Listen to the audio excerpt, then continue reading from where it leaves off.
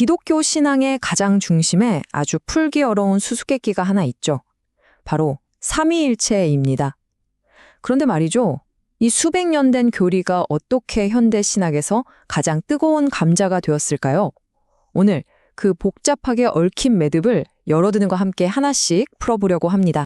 자, 이 복잡한 논쟁을 푸는 열쇠가요, 의외의 곳에 있습니다. 무려 400년 전 존 던이라는 시인의 표현에서 찾을 수 있는데요. 그가 삼위일체를 뭐라고 불렀냐면 복잡하게 얽힌 매듭이라고 했어요. 정말 기가 막힌 비유죠? 오늘 이 매듭이라는 이미지가 우리의 가이드가 될 겁니다. 이 깊고도 어려운 신학적 미스터리를 탐험하는데 말이죠. 그런데 문제가 뭐냐면 이렇게나 중요한 교리가 어느 순간부터 그냥 박물관에 전시된 유물처럼 되어버렸다는 거예요. 신학자 칼 라너가 바로 이 점을 아주 날카롭게 꼬집었는데요. 삼위일체가 신자들의 심장이나 실제 삶과는 아무 상관없이 그냥 머리로만 달달 외우는 어떤 공식처럼 변해버렸다 이겁니다. 네, 그래서 이 복잡한 주제를 우리가 어떻게 파헤쳐 볼 거냐? 바로 이 순서대로 갈 겁니다. 차근차근 하나씩 따라오시면 됩니다. 자, 첫 번째 매듭부터 풀어보죠. 이건 바로 관점의 대전환이라고 할 수 있어요. 예전 신학자들은 주로 이런 질문에 매달렸어요. 아니, 하나님 안에서 어떻게 셋이면서 동시에 하나일 수 있지? 굉장히 내부적인 질문이죠. 그런데 현대 신학은 렌즈를 확 돌려서 완전히 다른 질문들 던지기 시작한 겁니다. 그래서요? 그 삼위일체가 지금 여기서 살아가는 우리랑 도대체 무슨 상관이 있는데요? 하고 말이죠. 이 논쟁을 제대로 이해하려면 우리가 두 종류의 안경을 번갈아 써봐야 합니다. 자, 첫 번째 안경 이름은 경륜적 삼위일체예요. 이건 뭐냐면 바로 우리가 성경 이야기 속에서 만나고 또 우리 삶 속에서 경험하는 바로 그 하나님을 보는 안경입니다. 그러니까 우리를 창조하고 구원하고 우리와 함께 하시는, 말 그대로 우리를 위해 하시는 하나님인 거죠. 좋습니다. 그럼 두 번째 안경을 써볼까요? 이건 내재적 삼위일체라는 안경입니다. 이건 뭐냐면 우리의 경험이나 이 세상의 역사 같은 것과는 전혀 상관없이 그냥 영원 전부터 계셨던 하나님 그 자체의 모습을 보는 거예요. 우리를 위한 모습이 아니라 그냥 하나님 자신으로서의 모습.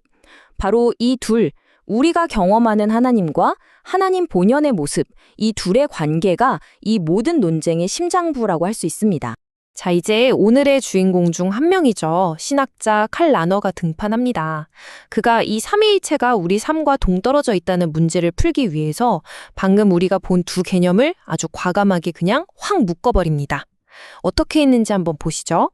라너가 던진 건요, 거의 폭탄 선언이나 마찬가지였습니다. 뭐라고 했냐면 우리가 경험하는 경륜적 삼위일체가 바로 하나님 본연의 내재적 삼위일체다. 그리고 그 반대도 마찬가지다. 이게 무슨 뜻이겠어요? 한마디로 우리가 역사 속에서 만나는 그 하나님이 그냥 하나님의 본질 그 자체라는 겁니다. 와, 정말 대담한 주장이죠. 라너의 이 한마디가요, 정말 죽어가던 삼일체 논의에 심폐소생술을 한 거나 다름없었어요. 다시 뜨겁게 불이 붙었죠. 하지만 동시에 이건 판도라의 상자를 열어버린 셈이었습니다. 신학자들이 웅성거리기 시작한 거예요. 잠깐만. 정말로 둘이 완전히 100% 똑같다고 말할 수 있는 건가? 바로 이 질문 하나가 신학계 전체를 그냥 뒤흔들어 놓습니다. 자, 바로 이 지점부터 이야기가 정말 재밌어집니다. 라너가 일단 두 개를 묶어놓긴 했는데 이제 신학자들이 그 매듭을 보면서 서로 싸우기 시작한 거예요. 이 매듭을 얼마나 꽉 조여야 돼? 아니면 좀 느슨하게 둬야 하나? 이걸 두고 엄청난 논쟁이 벌어진 거죠. 왜냐면요, 이 둘의 관계를 어떻게 설정하느냐, 그 미세한 차이 하나가 우리가 아는 하나님에 대한 모든 걸 바꿔버릴 수 있거든요. 이 표를 보시면 지금 상황이 딱 정리됩니다. 크게 두 팀으로 나뉜 거예요. 왼쪽에 팽팽한 해석가들, 이 사람들은 매듭을 아주 꽉 조여야 한다고 주장합니다. 우리가 역사에서 보는 하나님의 모습이 하나님 본질에 직접적인 영향을 준다는 거죠. 반면에 오른쪽 느슨한 해석가들은 아니, 좀 여유를 둬야지 하는 쪽입니다. 역사 속 모습은 어디까지나 하나님의 본질을 보여주는 일종의 이미지, 그림자 같은 거지 그 자체가 전부는 아니라는 거예요. 자, 먼저 팽팽한 해석가들 입장을 좀 더 들어볼까요? 사실 이 주장이 굉장히 매력적이긴 해요. 왜냐하면 우리가 경험하는 하나님이 진짜 하나님이라는 강력한 확신을 주거든요. 그런데 여기에는 아주 큰 위험이 하나 도사리고 있습니다. 이 매듭을 너무 세게 조여버리면 자칫 전지전능한 창조주 하나님이 자신이 만든 역사라는 피조물에 오히려 발목 잡히는 것처럼 보일 수가 있다는 거죠. 주객이 전도될 위험이 있는 거예요. 반면에 느슨한 해석가들은 여기서 급브레이크를 밟습니다. 이 사람들은 잠깐 제일 중요한 건 하나님의 자유와 초월성이야 라고 외치는 거죠. 그러니까 하나님이 우리에게 자신을 드러내 보여주신 모습은 그분의 무한한 가능성 중 딱 하나일 뿐이라는 겁니다. 그게 하나님의 전부라고 착각해서는 안 된다는 거죠. 자, 이렇게 팽팽하게 맞서는 양쪽 진영 사이에서 또 다른 거물 신학자 칼 바르트가 등장해서 아주 흥미로운 제3의 길을 제시합니다. 둘 다 너무 극단으로 가지 마라 이거죠. 훨씬 더 정교하고 어떻게 보면 좀 더 묘한 접근법을 가지고 나옵니다. 바르트는 이 관계가 비대칭적이라고 봤어요. 이 그림을 보시면 이해가 쉬울 거예요. 자, 왼쪽에서 오른쪽으로 가는 화살표 보이죠? 이건 존재의 순서입니다. 하나님의 본질, 즉 내재적 삼위일체가 먼저 있고 그게 원인이 되어서 역사 속 사건, 즉 경륜적 삼위일체가 일어난다는 거예요. 그런데 반대로 오른쪽에서 왼쪽으로 가는 화살표는 뭐냐? 이건 우리의 알의 순서입니다.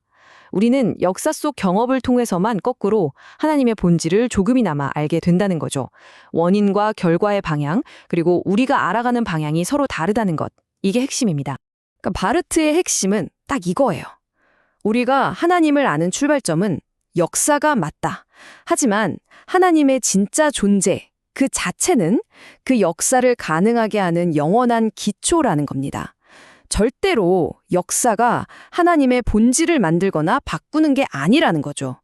순서가 아주 중요하다는 겁니다. 자, 여기까지 따라오시느라 정말 고생 많으셨습니다. 좀 복잡했죠? 근데 그래서 뭐 이게 나랑 무슨 상관인데? 싶으실 수도 있어요. 이게 왜 중요하냐면요. 이게 그냥 신학자들끼리의 어려운 말장난이 아니기 때문입니다. 이건 바로 우리가 하나님이라고 부르는 그분이 과연 어떤 분인가에 대한 가장 근본적인 질문과 맞닿아 있거든요. 결국 이 모든 복잡한 논쟁은요, 사실 이 네 가지 질문으로 모아집니다. 첫째, 우리의 역사가 하나님을 바꿀 수 있을까요? 둘째, 하나님은 이 세상에서 얼마나 자유로운 분일까요? 셋째, 우리는 정말 하나님을 있는 그대로 알 수 있을까요? 그리고 마지막으로, 하나님과 우리의 관계는 도대체 뭘까요? 여러분이 이 질문들에 어떻게 답하느냐에 따라 여러분의 신앙의 모습과 색깔이 완전히 달라질 수 있습니다. 그러니까 이 매듭을 어떻게 묶느냐의 문제는 결국 이런 질문인 거예요. 우리가 믿는 하나님이 역사라는 무대에 갇혀버린 배우인가? 아니면 그 무대 위에서 자유롭게 행동하는 연출가인가? 그리고 그게 우리 구원의 문제와 어떻게 연결되는가? 와, 정말 가볍게 넘길 수 없는 문제죠. 그래서 마지막으로 여러분께 이 질문을 던지면서 마무리하고 싶습니다. 만약 우리 삶의 경험이 하나님을 알 수 있는 유일한 통로라면 그 통로가 끊어지지 않게 하려면 과연 우리에게는 얼마나의 느슨한 여유가 필요할까요? 우리가 경험하는 하나님과 어쩌면 그 너머에 계실지도 모르는 하나님 사이의 이 아슬아슬한 관계? 여러분이라면 이 매듭을 어떻게 묶으시겠어요?